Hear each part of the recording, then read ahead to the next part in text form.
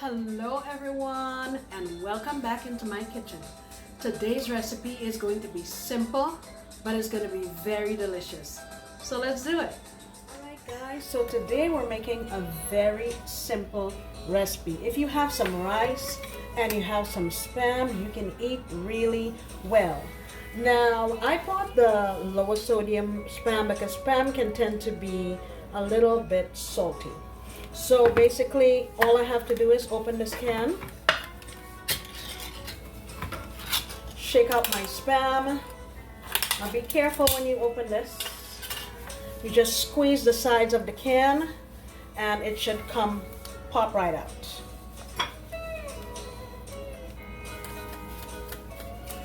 It's coming, but I won't waste your time to watch me pull that out. And I'm just gonna cut it into slices. You'll see how small in a minute. Here I have 2 tablespoons of soy sauce. I have here some mirin, which is a sweet cooking wine. I'm gonna add a couple tablespoons of that as well. And then I'm gonna add about 1 tablespoon of brown sugar. So that's going to be our sauce. I'm going to mix it up until my sugar is dissolved.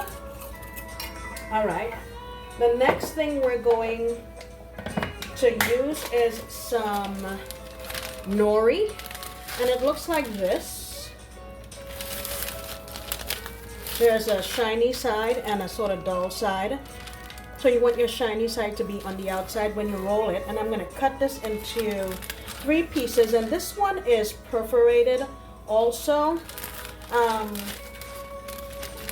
I actually cut 1 in 3 already. I didn't realize that it was perforated, but anyway, yeah, pay attention to see if it's perforated or not. Okay, put that back in. So what I'm gonna do now is, let me bring you over to the stove so you can see. Alright guys, so we're over here by the stove, and I have my frying pan here on my stove, and I just put a little piece of onion and a little garlic clove in a small amount of oil, maybe a couple teaspoons or so, and I just let that perfume my oil. You know me, I try to get flavor in every single way that I can. So now that my oil is perfumed, I have my slices of Spam, and I'm just going to put them in here and give them a chance to fry and become nice and golden on both sides. Alright, I will do that and come right back. Alright guys, so I have my Spam browned on both sides. And now what I'm going to do is simply just spoon some of the sauce that we made earlier onto both sides. Well, I don't necessarily need to turn it over because it's going to end up on the bottom anyway, but if you want to, go wild. And just allow it to cook here, I would say for another minute or 2 on each side, and then we'll move on to assembling our musubi. Alright guys, so my Spam is ready, and what I have here is a piece of plastic just from the grocery store bags. You can use cling wrap, but I feel like it can be a bit of a pain sometimes. So I just have some cooked rice here. That's about maybe 1/3 of a cup or so. And now that I have it in my plastic, I'm going to put it down into my Spam container. And just take my hand, or you can take another spoon. Let me grab a spoon. And just push it down in here, like so. Very simply. Okay. Get it a little compact. Like that. And then very easily you put your piece of Spam on top. Just grab it here. And also push that in.